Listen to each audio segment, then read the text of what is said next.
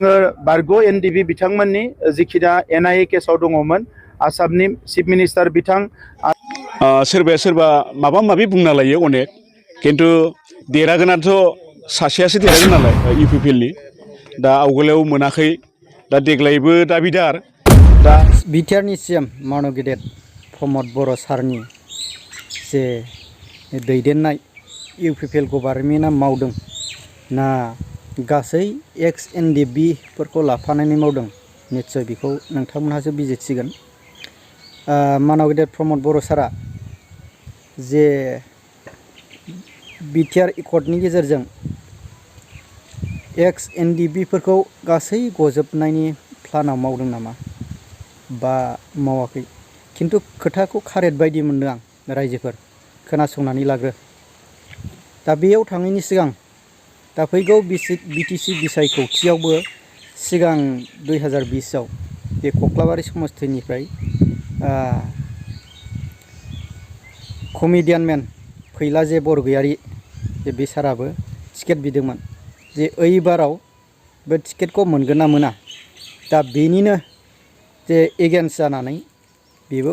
कमेडियानखा दा बेखौ दाब्ला जे कमेडियानमेन बिथांजों कन्ट्रभार्सि खालामदों। बिथांमोननि गेजेराव बिपिएफआसो एबारनि माखासे गासै जे एरियानि गासै गोरों मानसिफ्रा बिपिएफखौ खावलायफिनगासिनो नायनानै लाग्रो रायजोफोर। नैबे थावनियाव मा होनो दिनैजों खेबथाम जाबाय। सानसे जाहैबाय मा 73 जन आरो सानसे 10 जन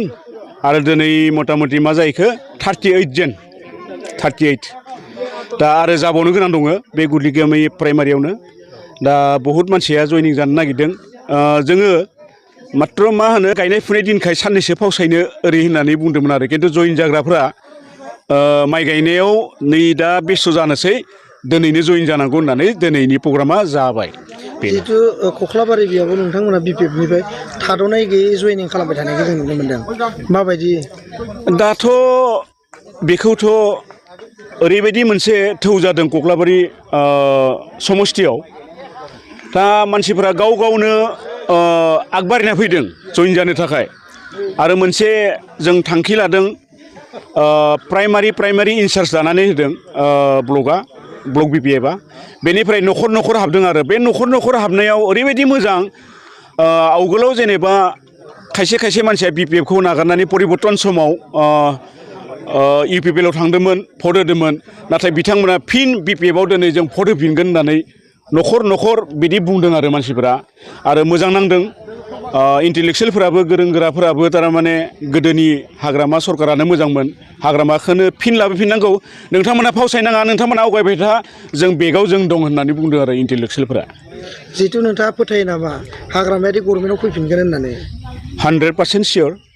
गभर्नमेन्टआ हाग्रामा महिलारि सारनियानो फैफिनगोन। ओरैबायदि मोनसे थौ जादों जोंनि समस्तियावल' नङा सारा बिटिसिआव 40टा समस्तियाव बहुद थौ जादों मोनसे जागरन जादों थारमाने आवगोलनिखौनो लाबोफिननांगौ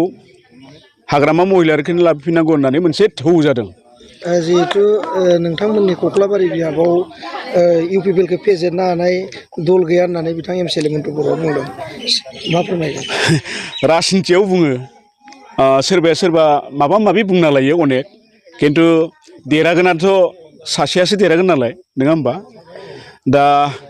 बिदिनो अनेकआबो अनेक बुंगोन राजनिति डाइलग किन्तु कक्लाबारि समस्तियाव बिपिएफआ देरहागोन बे रोखा। जिहेतु नोंथांनि लोगोआबो सासे टिकेट दाबिदार मा फोरमायगोन? आंनि लोगोआ सासे टिकेट दाबिदार दिनैल' नङा आवगोलावबो टिकेट दाबिदारमोन इउपिपिएलनि दा आवगोलाव मोनाखै दा देग्लायबो दाबिदार दा टिकेटखौ मोनगोन ना मोना दा बिथांनि खोथा आरो। बिथांनि थासारिया माबायदि दं होनना बुंनांगोन फैलाजे बरगयारिना? दाथ' ओरैनो जों बिदा फंबाय बायदि नालाय लोगो मोनलायो मोजां राजनिति पार्टिया बेलेग आलादा आं आलादा बेनि आलादा होमब्लाबो जों बिदा फंबाय बायदि सोलिलायो दा जायखिजाया गावथ' होनदों मोनगोन होननानै किन्तु मोननाय मोनैया गावनिसो खोथासै। बारग' एनडिबि बिथांमोननि जिखिना एनआइए केसाव दङमोन आसामनि चिफ मिनिस्टार बिथां आरो भारतनि नखर मन्त्रि बिथांजों सावरायनानै बे गासैबो केसखौ रिटार्न लाबोनो हाबाय NIA निफ्राय आसाम स्टेटआव आरो बिनि बेलनि थाखाय गुबुन गुबुन जिल्लायाव जेराव जेराव केस दङ बेवहाय बिथांमोनखौ सेन्ट्रेल जेलनिफ्राय बरननानै लांनाय जाबाय आरो लासै लासैनो बिनि बेल बयखौबो बेल होनायनि थाखाय बेबस्थाया सोलिबाय आरो बेखौ थोंजोङै जोङो बारग' NDBनि जि आफाद दङ बिथांमोनजों जोंनि सरकारनिफ्राय सोमोन्दो लानानै जों खामानिखौ मावगासिनो दङ थालांनायनि गेजेराव CBIनि गासै 6 दङ जेराव रन्जन दैमारि बिथांबो दङ बेखौ लानानैबो बावैसो जोङो हम सेक्रेटारिजों रायलायहैदों आरो हम सेक्रेटारि बिथाङा खोथा होदों जे नेक्स्ट जेब्ला ट्रायल जागोन अब्ला निश्चय बिथांमोना माखासे पजिटिभ इनिशिएटिभखौ लागोन आरो जोङो थाबैनो भारतनि नखर मन्त्रि बिथांखौबो लोगो हमगोन जाहाथे NDBनि जि केसनि जेंना बेखौ थाबनो सुस्रांनो हायो आरो लोगोसे जोंनि संबिजिताव जि मोनसे संशोधन 125th एमेन्डमेन्ट बेखौ लानानैबो जोङो केन्द्र सरकारजों सावरायगोन जाहाथे नेक्स्ट पार्लियामेन्टआव बे एमेन्डमेन्टआ जेरैखि जाया जायो जायनि गेजेरजों जोङो रांखान्थिनि जि मोनसे बेबस्था बेखौ गोख्रों खालामनो हागोन आरो काउन्सिलाव माखासे आयेनगत भाबे बा कनस्टिटिउसनेलि जिखिनि स्ट्रेंथेन खालामनांगौ बेखौ जोङो स्ट्रेंथेन खालामनो हागोन माखासे जे खोथानि सायाव प्रमद बर' सारा जे खोथाखौ बुंदों आं बेखौ सैथो मोनदों खिन्थु मावनानै जुदि मोजां होयोब्ला रायजो राजा आरो गासै BTCनि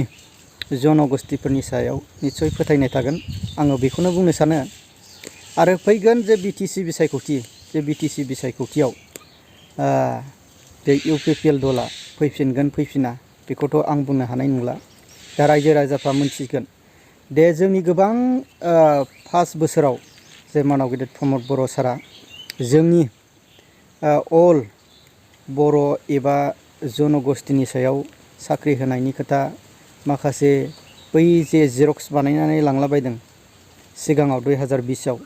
गासै BA पासआ BA पासनि बिलो मैनियाखौ बेयाव मोनगोन सोरबा PO पासआ PO पासनि साख्रि मोनगोन सोरबा